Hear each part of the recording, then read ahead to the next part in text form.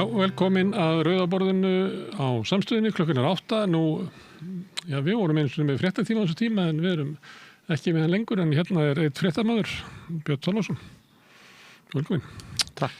Herðu, við ætlum nú að tala við Loga, menningarmálaráðherra hérna eftir.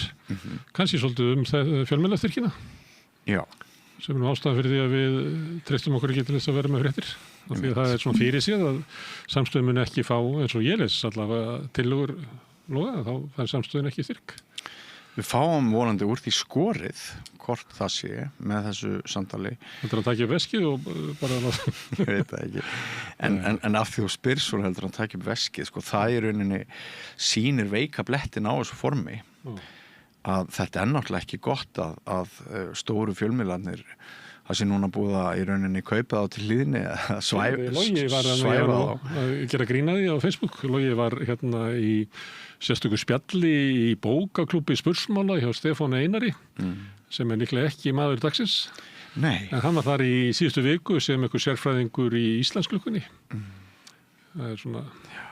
Já, það er hættan er svo að sá sem fer með fjárveitingavaldið mér liggur við að segja nokkur leiti eftir geðþótta vegna þess að svona reglur úthlutanir geta breyst bara á milli manna í ráðuneytum. Hans tillaga er eiginlega sérsniðin af kröfum eigenda Morgunblaðsins og sínar.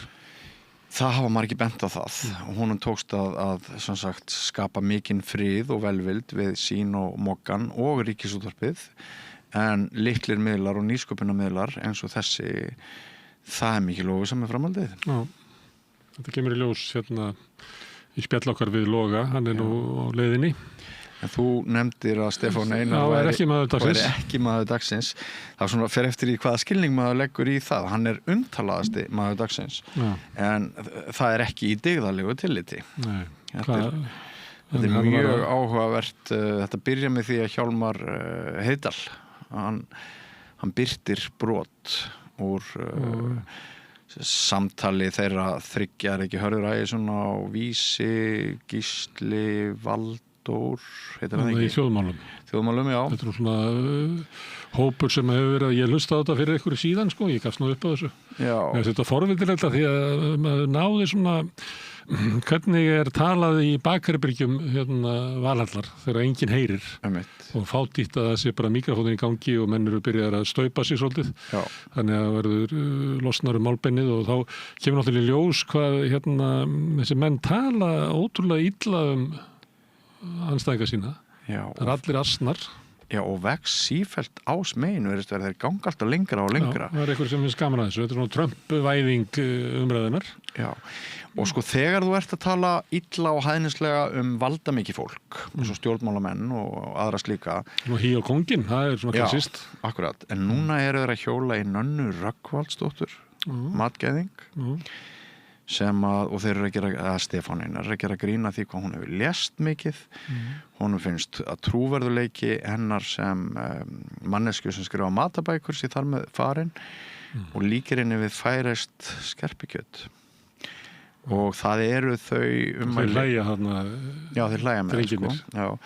Og þessi ummæli eru nú eiginlega bara búin að setja allt á hliðina sko. Það er alveg ótrúlega stór hluti Íslendinga sem er búin að bregðast við þessum ummælum með einum öðrum hætti. En er ekki hérna, hefur hann ekki fengið svona áður, Stefán Einar, gengið fram á hólki og... Jú, en sko... Þannig margir hægt að mæta í þáttina sjá honum og... En er þetta ekki fyrsta skipti sem hann tekur fyrir einhverja svona bara valdalausa konu út í bæ? Mér finnst hann tala svona alla sem ekki eru bara... í einhverjum hérna að fagna auðvaldinu og ríkuköllunum sko.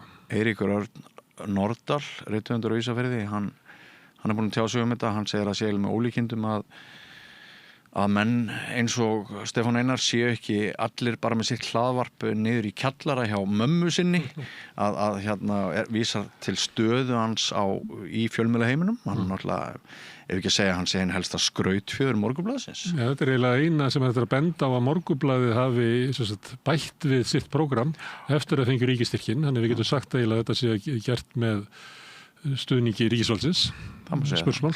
Já. Og þjóðmál reyndar sko ekki tengt Mogganum. Gísli hætti, hann var blaðamann á Mogganum. Og þetta var mjög vinsælt þjóðmál og núna eru búin að selja það einhverjum harðfiskframleiðenda og einhverju tryggingafélagi og eitthvað svona. Þannig að ég held að hann sé að reyna bara að lifa af því að vera með þjóðmál. Og Stefán Einar svona stjarnan sko. Gísli svona meira eins og road manager. Og svo þetta búið til svona hefur heyrst að svona, ég reyndar ekki að hlusta á þetta í næstu heilt ár sko, því að þú þarft ekki að hlusta á mikið af þessu, þetta bara endur til gefni. Að mér fundist þættinni vera þannig að það svona hitað undir Stefán Einar sem að hæðist af öllum og svo hlæja þeir hann með. Já. Gísli þessi fyrirverandi aðstoðamaður Hönnu Birnu. Þurfti að segja af sér og var ekki ákærður, eða ekki? Og dæmdur. Já, dæmdur í lekamálinu. Fekk hann ekki 8 mánaða fangilsi. Já, það má alveg setja spurningamerki við trúverðuleikann í þessu öllu. En mér svona, þú veist, yfirleitt leyfi ég nú þessum hávaða í kringum Stefán Einar svona bara læta hann fram hjá mér fara en mér sýnir sem það hafi verið gengið lengra í dag heldur en áður og viðbrögð landsmanna eru alveg gríðaleg. Er ekki samfélagi bara orðið svo hólfskipt? Jú, kannski. Að því meira sem að fólk hneykslast á þessu, að því ákafar eru stuðningsmenn Stefáns Einars sem eru tilvíst. Þetta svona svipað og þegar Snorri Málsson gekk fram að þjóðinni með yfirgangi og leiðinlega heitum í Kastljósi og gengur svona guðsunar yfir hann. En ég meina, hópurinn sem styður hann bara enn ánæðri með hann sko. Já, en af því þú nefnir það gekk nú svo langt að opinbera stofnanir brugðust við. Háskólinn, landlæknisembættið, biskup. Sko þetta ég hafði reyndar svolítið gaman að því að Vísir birti í dag frétt með viðbröðum Nönnu sjálfrar og hún hefur engar áhyggjur af þessu. Hún segist bara hafa hlegið að honum og svona finnst að fólk þurfi ekki að verða reitt og móðgað fyrir hennar hönd. En þetta ekki hún ok? Já, hún allavega ákveður að taka þannig til orða en þetta flókið vegna þess að hvað verður veröld þar sem leiðandi fjölmiðlafólk gengur alltaf lengra og lengra í skítkasti og ljótleikanum líka með bara Donald Trump sem segir ég fyrirlít andstæðinga mína. Akkurat og og bara talar svona fólk, hann hefur talað mótframbjóður sína, bæði í republikanaflokknum í prófkjörunum eða forkostingunum og svo Sleepy Joe og hann byrjað að króta eða búa til svona skildi undir myndir af forsetum inn í Hvítahúsinu með einhverju svona Stefáns Einars hrakyrðingum Obama og náttúrulega Biden sem ekki mynd af Biden, heldur mynd af það sem kallað autopen. Það sem getur látið vél skrifa undir. Já. Það ekki mynd af Biden í þessari röð. Nei. Þannig að þetta eina áhrifunum sem að Trump hefur haft, að hann opnað svona flóðgáttir. Alla svona og sérstaklega ráðast á þá sem að eru ykkur litið minnimáttar. Til dæmis svona fjölmiðlamaður með svona sess eins og Stefán Einar sem að ráðast á matabókahöfund og rithöfund líka sem hefur ekkert gert honum ekki það ég veit. Nei, og eitt sem til dæmis flókið í þessu finnst mér að við höfum nú báðir marga fjöruna sopið og eigum báðir að bæki mjög langa fjölmiðla ferla og við vitum báðir að hvar væri blaðamennskan stödd án aðgengis að heimildum og við höfum nú stundum þakkað viðmælendum okkar fyrir það hver vel þeir bregðast alla jafna við því þegar við höfum samband við þá og biðum þá að koma og búa til sjónvarp og útvarp með okkur. Það hefur verið virkilega gaman að finna svona þann hlýhug sem úti gagnvart því.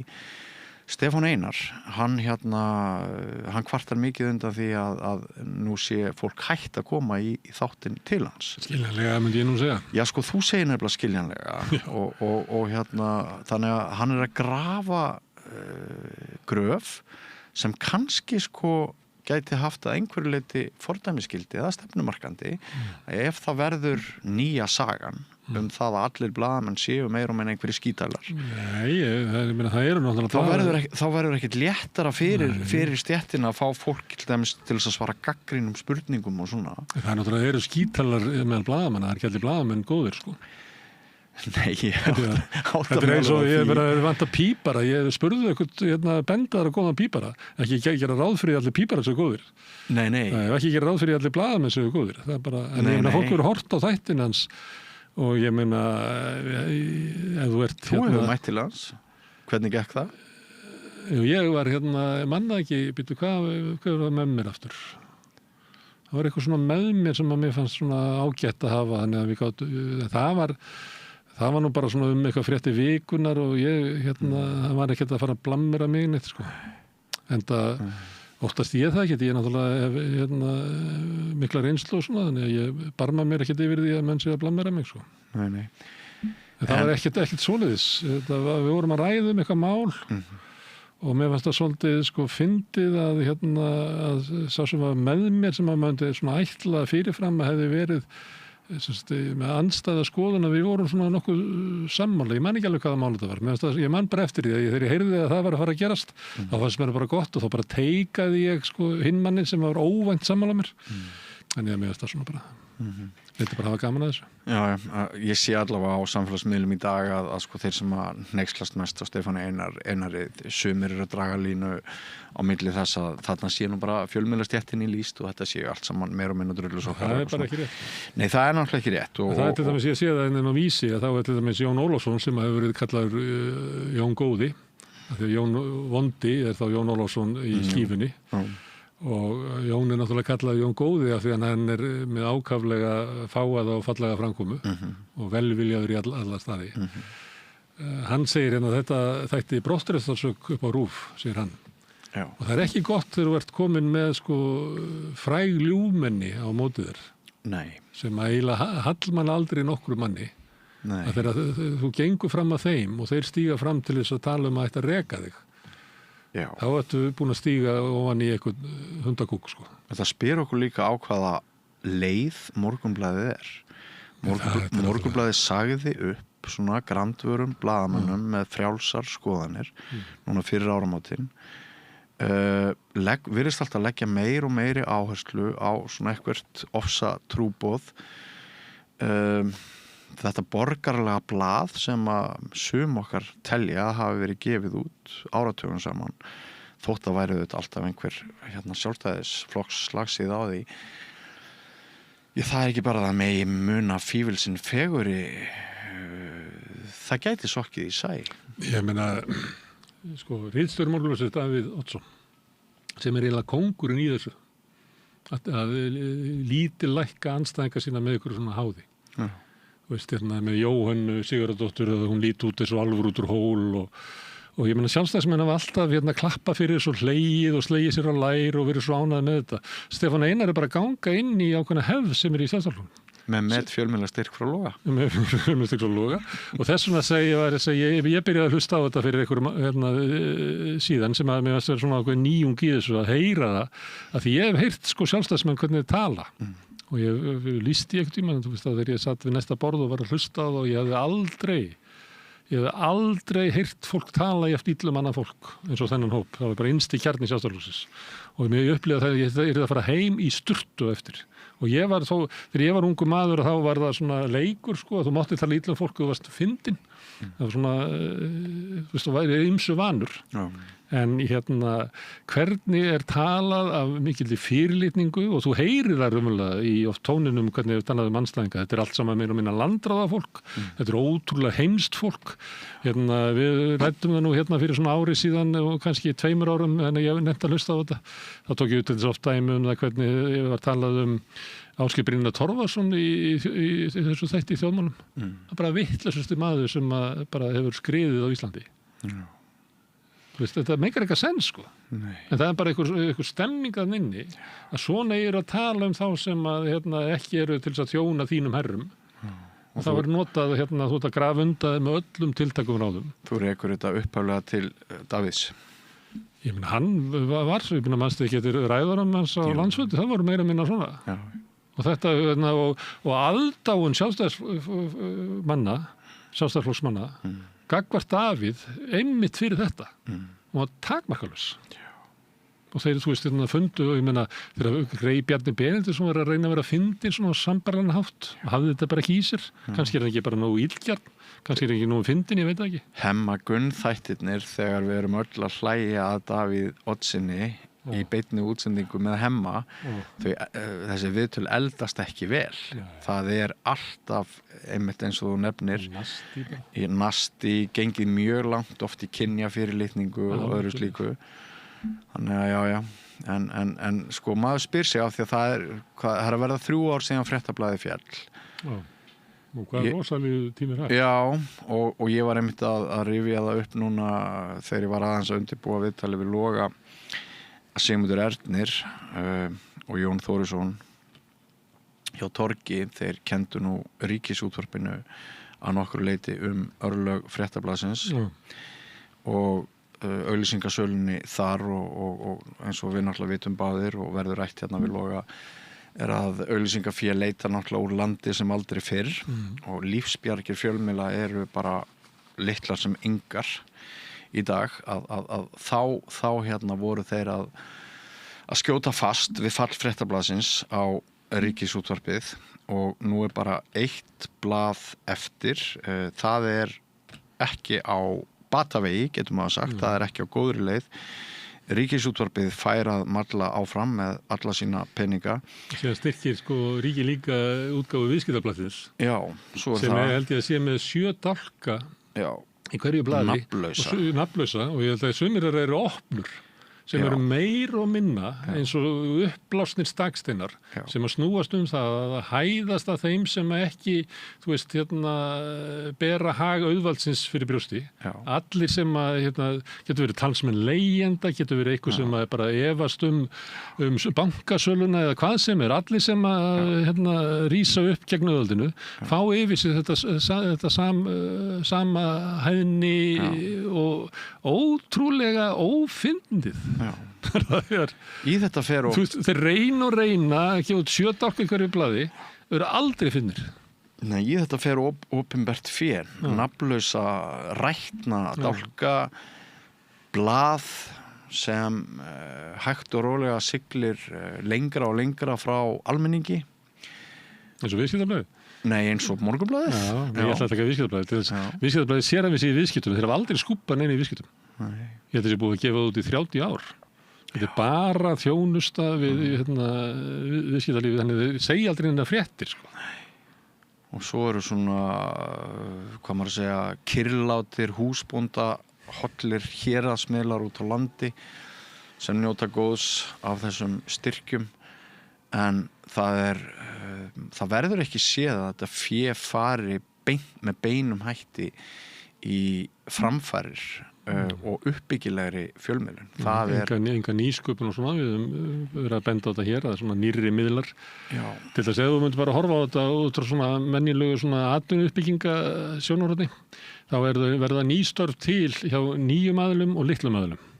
Nýstörf aldrei til hjá stórfyrirtækjum sem eru bara að kaupa upp samkeppni hér og þar og leggja niður störf eins og ég meina Morkin og Sín og Heimildin líka 3. stærsti sem að hafinn hana. Hvað heldur að bara þessi 3 fyrirtæki hafi sagt upp mörgum úr fjölmiðlabransanum á svona síðustu 12 mánuðum? Það bara stanslausa fréttir. Ég held þessi bara 35 manns eða eitthvað. Já. Og ekki voru nú margir blaðamenn fyrir. Áður en þessi 35 fengu uppsagnarbréfið. Sko. Já, þetta Já, við tökum þetta við að Loga eftir. Já, gerum það. Það er gaman að fá hann í heimsókn. Já. En eftir að við erum búin að tala hann, að þetta talaði við merkilega mann sem Steingrímur Jónsson sem hefur setið í bæjarstjórn Lundar í Svíþjóð fyrir vinstri flokkin. Já. Hún oddviti það lengur en hann nú svona fann að eldast, þannig hann búin að draga sig eitthvað niður eftir listanum. Já. En það verða kosningar í Svíþjóð í haust og þeir hafa þann háttin á í Svíþjóð að kjósa bara allt í einu. Kjósa þingið, sveitarstjórnirnar og svo eru þau með svona landstjórnir svona Það voru allt kosið í einu. Þannig ég ætlaði að fara bara að labba með honum í gegnum sænsk stjórnmál. Já. Og hvað var svona, hann telji vera helstu kosningamálin og svona náttúrulega sérstök staða að þeir eru með hægri stjórn sem að situr í skjóli Svíþjóðardemókrata og þeir ráða svolítið mikið stefnuna og það er eins og frjálslyndi flokkurinn sem hann inni að hann mun líklega ekki lifið af sko. Að vera eiginlega undir blessun Svíþjóðardemókrata. Og eins og staðinni núna bara, það var kosið í september, þannig við veitum vel ekki hvernig kosningarna var en til sósíaldemókrata standa ágætlega, miklu betur heldur en í Danmörku eða í Noregi. Ræðið eitthvað útlendingamál í Svíþjóð? Já, það er bæði þessi óöld sem þar, sem náttúrulega bara mikil barátta yfirráði yfir undirheimunum, eins og hafa verið þarna. Það voru þarna fyrir einhverjum árum voru svona barátta á milli velhjóla gengna og svona, en Svíþjóðardemókratar draga þetta inn og segja þetta sé afleiðing af innflytjendastefnu og þeir eru með, ég held að ríkisstjórnin sé að samþykkja það að borga fólki fyrir að fara úr landi. En ég stengri var nú á því að það verður kannski frekar húsnæðismál og önnur mál sem erðu. Svíþjóðardemókratar hafa svona 20+% fylgi og aðrir líta ekki á að þetta sé þeirra aðalmál og það er eins og víða í Evrópu að það verður ákveða að láta pólitíkina snúast áhuga þessa 20% eða að reyna að byggja upp samfélagi svona eins og 80% vilja. Það er þessi ysta hægri nær svolítið að draga athyglinna svolítið rækilega að sínum málum. Þú ætlar að fara að tala við S.A.A.? Já, Valgerður Rúnarsdóttir, yfirlæknir. S.A.A. kemur meðal annars til þess að bregðast við fyrri viðtölum sem við höfum átt við unga fíkla og alka og börn sem hafa þurft að leita meðferðar utan landsteinana. Svo ræðum við hvernig hvernig sýnileiki áfengis og aðgengi áfengis hvernig verið að tróða þessu upp í andlitið á þeir núna og það verið að normalisera eitthvað sem okkur fannst abnormal hérna áður fyrr og meðal hans í verndarskyni fyrir ungt fólk og svo ræðir hún líka átak sem að hefjast í rauninni, það eru læknadagar í næstu viku og þeir verða nokkur leiti tilengaðir skaðsemi áfengis, það er ekki lengur samkvæmt fræða á vísindasamfélaginu neitt jákvætt við áfengi. Það er ekki að mæla nú þú takir eitt sopa. Nei, það er ekki bara þessi krabbameinsvaldandi og allt það heldur eru bara alltaf að koma betur og betur á daginn til dæmis svefnleysi, lítil áfengisneysla að kvöldi að þú sefur bara miklu verr og það hefur svona keðjuverkanir í för með sér og og Valgerður tekur mjög eindregna afstöðu gegn því sem hefur verið að gerast með þessa netsölu. Ég laður þau fréttir það að fólk að kvarta yfir því að fá ekki að selja brennivín á aðfangadagskvöld. Já, frelsi til að fara til helvítis án þess að samfélagið gerir nokkuð til þess að sporna gegn því.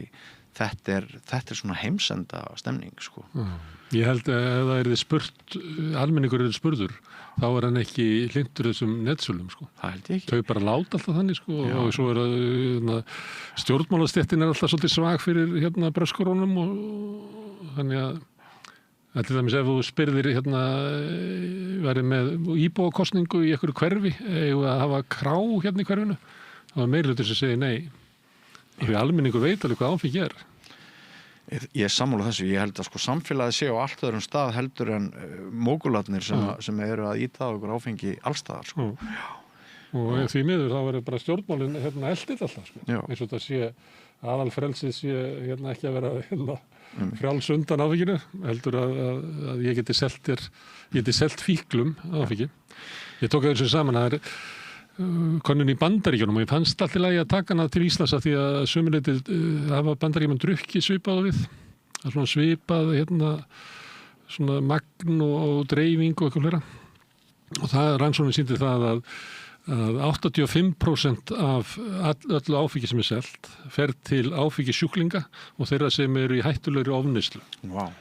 Það er alltaf verið að samfara okkur að áfengisala sé fyrst og fremst svona til þeirra sem eru hófdrykkjumenn, en hófdrykkjumenn hafa voða lítinn áhuga á áfengi, sko. Já. En það er alltaf verið að selja ykkur að sko business sem séum það, en þetta er fyrst og fremst verið að koma sko vímuefni í hendunar á fíklum. Já.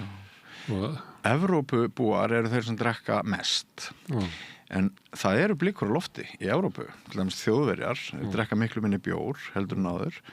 Það miklu minna af bjórframleiðendur þar í landi hafa bara stórkostlegar áhyggjur af þeirra framtíðarekstri. Frakkar eru að drekka minna.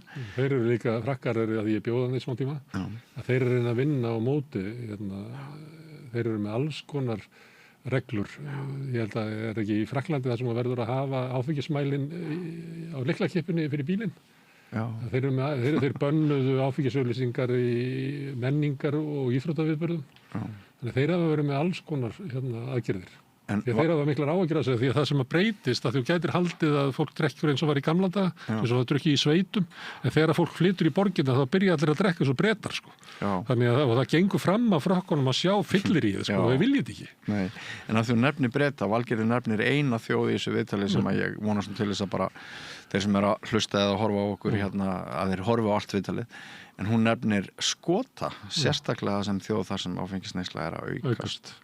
Og hún er líka aukast hér á landi. Já, hún er mikið aukast hér. Við hefum komið fram yfir til þessi svo Ítali og hlera sem að fara miklu betur með áfengi heldur við. Og þetta er mjög faliðinn á heimilum miðaldra fólks og eldri borgar ekki síst. Eitt einkenni á okkar neyslu er að það drekka eiginlega allir. Það er mjög fátítt að fólk drekki ekki. Að ég nefndi Ítalíu, að það var þess mjög algengt á Ítalíu að konur drekka ekki. Sérstaklega ekki eftir að það eignast börn. Þannig það er svona kultúrískt og það er til dæmis mjög ég held að sé bara, manna ekki, það voru 45% rússneska kvenna drekka ekki.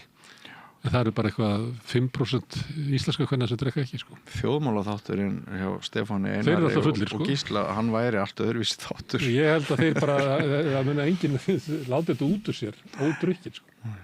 Það er eiginlega málið hjá þeim, sko. Það er svona skilji að fólk sem verður að hlusta á þetta, hlýtur líka að vera drukkið. Ekki eftir út til að fara inn á okkur bara að hlusta á okkur fyllirísraus í fólki. Maður bara guðsfeil að vera laus við að sitja í edru inn á bara að vera að hlusta á fólk kjafta frá sér allt við. Þú ert að segja að ég myndi skella í mig einni eða hálfri vodkaflösku þá get ég haft gaman að þessu. Djöfull er hann Stefán Einar, hann loksins var eitthvað sem að koma og valtaði yfir hennar Nönnu Rögnvalds. Já, ég held að sé þannig. Kannski það. Þetta verður á bar. Herðu, þegar þú ert búin að tala um brennivín, en þá ætla ég að tala um klassíska tónlist og ég fæ mér til aðstoða dóttir þína, Sól, og dóttir mína, Sóli, og við fáum góða gesti. Það er Kammermúsikklúbburinn, hann verður með tónleika á sunnudaginn og það er að koma til landsins fólk frá Bretlandi og Bandaríkjunum til þess að spila fyrir okkur, og það koma Geirþrúður Guðmundsdóttir sem er sellóleikari og Rannveig María Sark sem er fiðluleikari og við ætlum að tala um bara dagskrána sem við erum með, þeir eru að spila eftir Haydn og Mendelssohn og eru líka með verk eftir Elinor Alberga sem er bresk kona ættuð frá Jamaica. Eru með það verk og svo tölum við líka um alls konar bara eins og aftur í þessu spil okkar. Þetta eru mínar ofurhetjur, fólk sem næra að verða atvinnu músikantar, ekki síst í klassíska heiminum, hugsaðar alla fórnunar, alla nagan, alla vinnuna. Já, ég held að ég nefnilega beini samtalinu inn á kannski eitthvað sem þú kannast við. Ég spyrði þær Geirþrúður og Rannveigu, sko, hvort þeim hafi ekki verið mikið skuttla þegar voru í tónlistaráfi. Þú kannast við það. Og þá upplýsir Sól, dóttir þín, að hún sé með 2 foreldra og 1 eldri bróður til að skuttla sér. Já. 3 manna teymi í skuttlinu. Já, og bjó að því að ég og mammenar við fylgdum henni stundum bæði í tónlistatímana fyrstu árin í Suzuki, eða ekkert fyrstu árin, bara fyrstu 5 eða 6 eða 7 árin, að fóru allavega annarkvort okkar alltaf bara með henni, eins og er oft í Suzuki. Já. Herðu, þetta er gaman að þessi liður, við kallum þetta klassíkir okkar, ég man ekkert út af hverju, en við ætlum að halda því áfram að þeim finnst gaman að því stelpunum. Skemmtilega þáttur. Og svo ætla ég að fá í lokin sagnfræðinginn Davíð Ólafsson sem að skrifaði sögu mynd- og handleiðsskóla. Við ætla að tala aðeins við hann um það, svona, sömuleitt er þetta merkileg saga um hvað er mikið sem að margir lögðu á sig til þess að smíða þetta fyrirbrigði sem var myndlist- og handleiðsskóla. sem að fór svo inn í listaháskólann. Ég var svolítið með í huga til þessi svo kvikmyndaskólinn sem er sumriti sambærileg saga en síðan var bara slátrað og svona hvort það sé eitthvað verðmæti inn í þessu og líka svona að því að svo margt í nútímanum það sem er verið að eyðileggja eitthvað sem að hefur tekið langa tíma að byggja upp og svo fljótur að brjóta eitthvað og bramla. Þannig að það er nú svona uppleggi sem að mér langar til að hafa í samtölunum okkar. Já. Hvað sagður í gær í svona meil sem að veri fljótur að brjóta bolla heldur en búið til nýjan? Það gleymist oft. Ég að margt í nútímanum sem þannig, það svo fólk sé, og þetta sem að ástæða fyrir að tala svona Stefán Einar, það náttúrulega bara farið yfir ykkur mörg. Já. Og þá eins og allavega gagnvart mörgu að þegar þú stígur yfir þröskuldið þá hverfur hann og svo heldur þetta bara áfram og áfram. Og ef það ekki engin viðspyrna í samfélaginu, þá hætt við að bara þetta fjari út. Það sem að var eitthvað viðnám eða hvernig þú talar fólk. Eitt að andmæla skoðun þeirra. Ég get verið ég er á móti blaðamennsku Stefáns Einars. Ég er á móti þeirri sýn sem að hann hefur á fjölmiðlar eiga að þjóna valdinu og það sem þeir sem hafa valdið í að nota það er á móti því og ég andmæli því og ég andmæli því sem hann gerir en ég er ekki að hæðast að útliti hans. Svolítið hæðast yfir þessi að drekka með það var alltaf í gamla daga að þóttir svona fyndin hugmyndum að hafa samfélagsumræðu á 3. klasi. Já. Þóttir svona fyndið. En núna er þetta komið, ég held að sé með þess að eitthvað heitir bjórkastið og eitthvað heitir samfélagsumræðu held ég bara á 3. klasi eða eitthvað. Og svo eru þeir. Það eru ef við áhyggjur á fjölmiðlun, þá er einn þáttur fjölmiðluna sem er að vaxa. Það er drukkin fjölmiðlaumræða sem aldrei verið meiri á Íslandi. Normalisering hins afbrigðilega. Já. Herðu, takk fyrir þetta Björn og takk Pétur Hjölti sem er að taka upp. Við bendi á að framundan er rauðaborðið við ætlum að fá Loga Einarsson menntamálaráðherra eftir menningaráðherra eftir örskamma stund. Ég ætla að minna ykkur bara á að allt sem ég sjáið hér og heyrið er í boði áskrifenda. Það er fólki sem heldur samstöðunni gangandi. Ef þú vilt slást í þann hóp til að samstöðun hafi eitthvað gildi í íslensku samfélagi þá væri gott að þú tækir þátt í að haldinni á lífi. Þú ferð þá inn á samstöðun.is þar hnappur sem ástendur áskrift. Það getur skráðið fyrir grunnáskriftinu sem er 2.750 krónur og mátt borga með vilt. Og því sem hann kjósi getur láta áskriftina renna sér félagsskiptin í alþýðufélagið en það er mitt alþýðufélagið sem á og rekur samstöðuna. Við ætlum að skjóta inn smá auglýsingum og fara svo og sækja ráðarann. Fyrir mér þá er trú að sleppa tökunum og treysta. Og það er rosa mikil drifkraftur í trúnni. Ég held að ef maður sér eitthvað verkefni fyrir sér og trúir því líka, þá er það miklu líklegra til að verða að veruleika. Ég heiti Guðni Már Harðarson og ég trúi á minn hátt. Kennarar eru þrefalt líklegri en ófaglærðir til að halda áfram í kennslu. Börnin okkar eiga skilið fagmennsku og stöðuleika. Fjárfestum í kennurum. Kennarasamband Íslands.